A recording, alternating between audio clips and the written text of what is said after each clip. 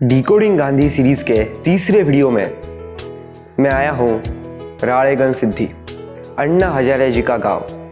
अन्ना हजारे जी का पूरा जीवन महात्मा गांधी के विचारों से इंस्पायर्ड था। वो महात्मा गांधी को अपना आदर्श भी मानते थे। तो इसीलिए मैं आज राळेगण सिद्धी उनके साथ बातचीत करने के लिए आया हूँ। आज मैं ये जानूंगा कि वो किस तरीके से महात्मा गांधी से इंस्पायर्ड है और उनके विचारों को जानने की कोशिश करूंगा। तो चलिए शुरू करते हैं।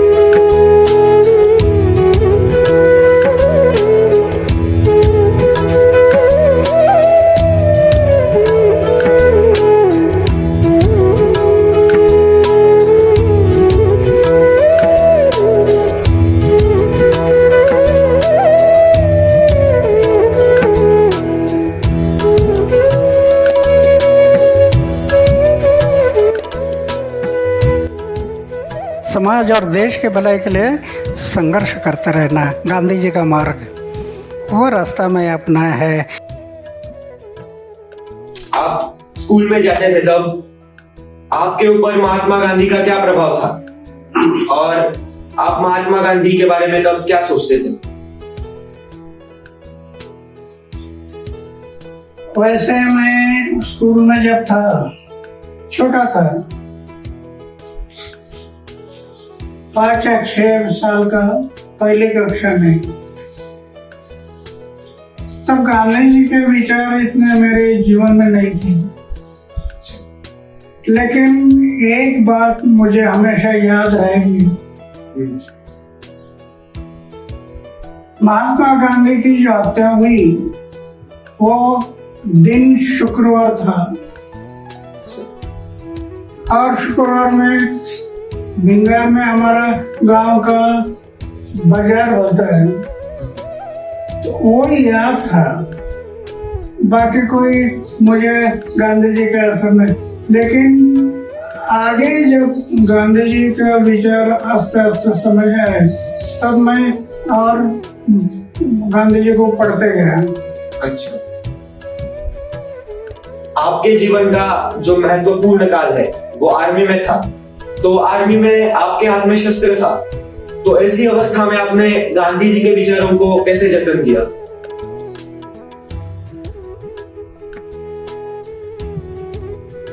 क्षत्रिय का धर्म है लड़ना। मैं एक क्षत्रिय था और फौज में गया तो लड़ना मेरा कर्तव्य धर्म है। फिर वो हत्या हो रही है, हत्या उसको नहीं कह सकते। देश की भलाई के लिए, समाज के भलाई के लिए अगर ये करना है तो करना जरूरी है, ऐसा मैं मानता हूँ।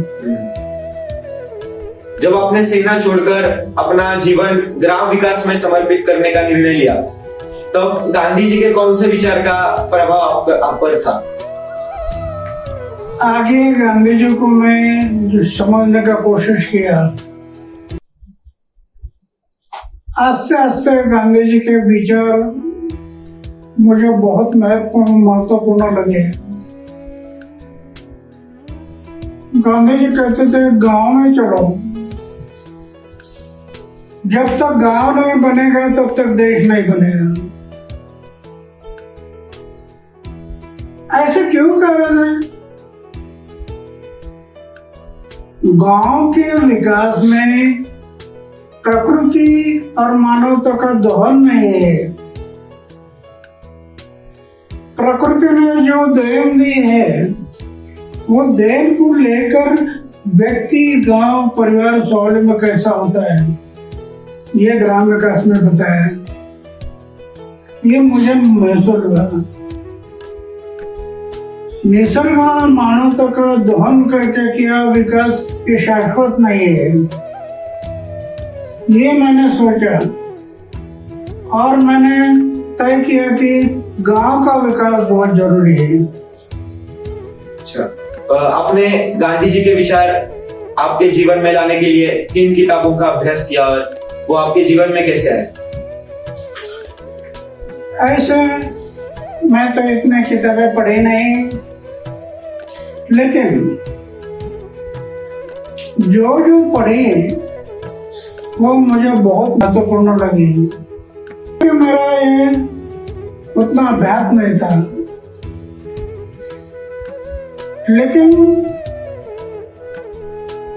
गांधी जी देश की जनता के लिए एक पथदर्शक काम गांधी जी के विचारों से होगा, इस पर मेरा विश्वास निर्माण हो गया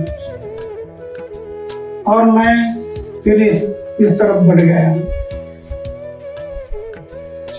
राळेगण सिद्धि का विकास करते समय गांधी जी के विचारों ने आपकी किस प्रकार से सहायता की, जैसे कि आत्मनिर्भर गांव, इस विचारों का जब आप राळेगण सिद्धि का डेवलपमेंट कर रहे थे तब उसका आपके ऊपर कैसे प्रभाव पड़ा? गांधी जी बोलते थे स्वावलंबी गांव, स्वयं शासित गांव। गांव बनाना है तो वो स्वयं को होना चाहिए, स्वावलंबी हो गया होना चाहिए। किसी से पैसा लेकर, कोई डोनेशन लेकर वो सही विकास नहीं।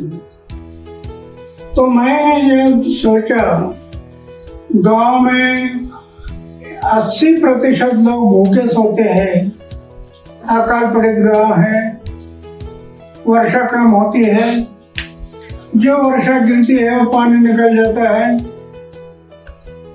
रोकथाम नहीं किया था। इस कारण मैंने एक तय किया, प्रकृति और मानवता का दोहन न करते हुए सही विकास करना है तो ये काम करना जरूरी है कि बारिश का बूंद बूंद को रोकना, रिचार्ज करना, अंडरग्राउंड वाटर टेबल बढ़ाना, उससे एग्रीकल्चर डेवलप होगा और एग्रीकल्चर डेवलप हो गया तो जीवन, लोगों का जीवन मान बदल जाएगा। ये मैं सोचकर मैंने वाटर सब डेवलपमेंट पान रोड क्षेत्र विकास कार्यक्रम ये हाथ में लिया। गिरवा बारिश का पानी रोकने के लिए घास को बढ़ाना, घास को बढ़ाना है तो जानवर को ऊपर नहीं छोड़ना, खुले नहीं छोड़ना।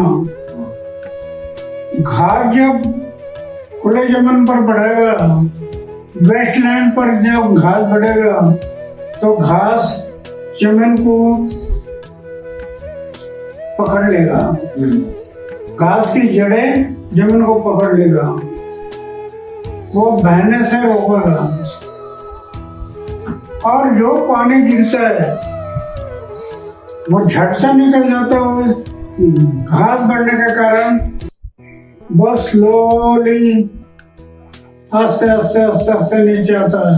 हाँ। और वो पानी जमीन में रिचार्ज होता है। हाँ। और रिचार्ज हो गया तो अंडरग्राउंड वाटर टेबल बढ़ता है। आज हम रालेगंज में देख रहे हैं, बाहर का किसी का पैसा नहीं, किसी का डोनेशन नहीं।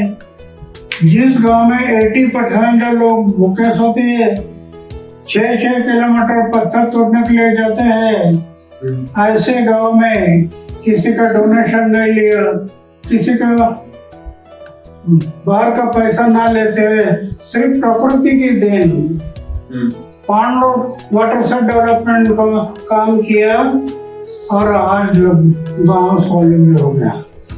वो गांव इतना स्वावलंबी होगा कि 80% लोग जो भूखे सोते थे, आज कोई एक भी परिवार भूखा सोने वाला रहा नहीं। जिस गांव में 300 लीटर दूध बाहर नहीं जाता था, 300 लीटर, आज हर दिन 10,000 लीटर दूध बाहर जा रहा है। अर्थनीति बदल गई। गांधी जी बोलते थे देश की अर्थनीति बदलना है तो पहले गांव की अर्थनीति बदलनी पड़ेगी। जब तक गांव की अर्थनीति नहीं बदलेगी तब तक देश की अर्थनीति नहीं बदलेगी। तो पहले गांव की अर्थनीति कैसे बदलती है इसका उदाहरण है। हमारा देश में और गांव ऐसे बनते तो बलशाली भारत खड़ा हो जाता। हाँ, भ्रष्टाचार विरोध जन आंदोलन में जो गांधी जी के विचार थे, अहिंसा, सत्य और सविनय अवज्ञा, इन विचारों ने आपकी किस प्रकार से सहायता की? सत्य और अहिंसा ये विचार गांधी जी के मुझे बहुत महत्वपूर्ण लगे। आज झगड़े टंडे होते हैं, मार पिटाई होती है, अहिंसा को भूल जाते हैं लोग, और इस कारण झगड़े टंडे होते हैं, मार पिटाई होती है। तो मुझे बहुत महत्वपूर्ण लगा अहिंसा, हिंसा नहीं करना, शब्दों से भी हिंसा नहीं होना, गलत रास्ते से हम गलत बातें बोल दिए, गालियां दी, तो वो गलत हो गया। अहिंसा, सत्य, सत्य भगवान जैसे ने कहा है, सत्य यही परमेश्वर होता है। सत्य यही परमेश्वर है। सत्य, सत्य के रास्ते से चलो। सत्य में अपने भलाई है, गांव की भलाई है, समाज की भलाई है। जब मैंने कोशिश किया सत्य अहिंसा इसको अपनाने का कोशिश किया, भ्रष्टाचार के विरोध आंदोलन में किया, सूचना का अधिकार कानून बना। देखो आज पूरा देश को कितना लाभ हो गया। मुझे मैं जब देश में घूमता हूँ तो लोग मुझे बार बार कहते हैं आपका सूचना का अधिकार हमें बहुत फायदेमंद मिल गया। तो ये अन्ना, अगर गांधी जी की हत्या ना होती तो भारत के विकास पर इसका किस प्रकार से प्रभाव पड़ता? होने वाले बात को रोक नहीं सकते। हाँ, फिर भी और गांधी जी अगर कुछ दिन तक अगर जीवित होते तो देश की ऊंचाई, देश का विकास 2 कदम और आगे बढ़ना था। ऐसा मुझे लगता है। अन्ना, आपको भारत के दूसरे गांधी भी कहा जाता है और मैं भी आपके सादगी और सरलता से बहुत प्रभावित हूँ। तो आप इस बात पर क्या सोचते हैं? गांधी जी के विचारों का मेरे जीवन पर प्रभाव हो गया, लेकिन मैं गांधी जी नहीं बनूंगा। गांधी जी के पैर के पास बैठने की मेरी पात्रता नहीं है। इतने गांधी जी के विचार की ऊंचाई है। एक है कि उनके विचार बहुत अच्छे विचार दिए हैं देश के लिए, दुनिया के लिए। कई देशों में गांधी जी का स्मरण करते हैं। विवेकानंद दोनों आपके रोल मॉडल रहे हैं, तो इन दोनों के विचारों में आपको कौन सी समानता दिखती है? ये दोनों के विचारों में मुझे एक बात समझ में आई, दोनों के जीवन में देश की भावना थी, समाज की भावना थी। मेरा देश, मेरा समाज, दोनों ने जीवन भर काम किया और समाज और देश के भले में। ये मुझे समानता दिखाई दी। आज भारत में गांधी जी के विरोध में एक बहुत बड़ा अभियान चलाया जा रहा है। लोग गांधी जी के खिलाफ नफरत फैला रहे हैं, झूठ फैला रहे हैं। तो इस बात पर आप क्या संदेश देना चाहेंगे?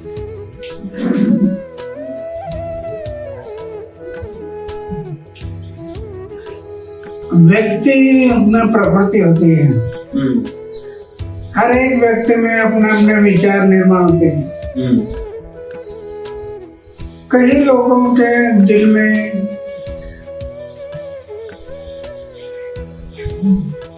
सही विचार नहीं होने के कारण फिर देश के लिए हानि होती है। तो उनका अज्ञान होता है, सही ज्ञान नहीं हुआ कि गांधी जी कौन है क्या है ये पता ना चलने का। अरे पूरी दुनिया में उनको मानते हैं लोग। हाँ। जिनका कर्तव्य उनके सामने,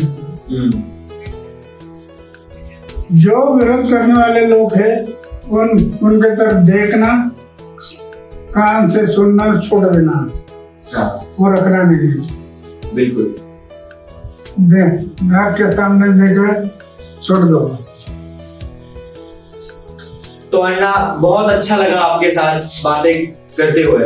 वैसे आपसे सवाल पूछने की मेरी इतनी पात्रता नहीं है, लेकिन समाज तक आपके विचार पहुंचने के लिए मैंने या आपके साथ बातचीत करने का निर्णय लिया। बहुत बहुत धन्यवाद।